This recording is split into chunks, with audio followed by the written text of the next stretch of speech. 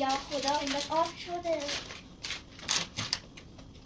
اینا میدونم که تو خیلی بستنی یخی دوست داری و من اصلا خوشم به نظرم چیز جالبی نیست، ولی چون تو دوست داشتی 3 تا طعمشو گرفتم بخوریم ببینیم کدومش خوشمزه تره.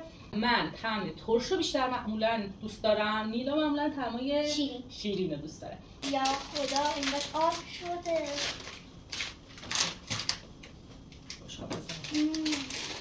چجوریه؟ خوشی اصلا خوشم نیومد. مزهش خوبه، مزه خوب میده.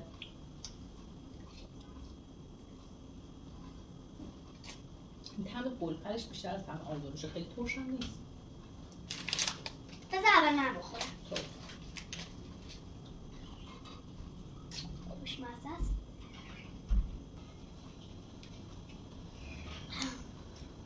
آره این خوشمزه. ولی من هلو رو بیشتر دوست داشتم. تیکای میوه زیر دهن نمیاد، ولی خب اینجور خیلی ریز ریشی توش یه نقطه هایی میبینی، اما قیمتشون هم 15000 تومان. شما نظرتون بگید کدوم طعم خوشتون میاد بیشتر؟ کامنت ها برامون بنویسید.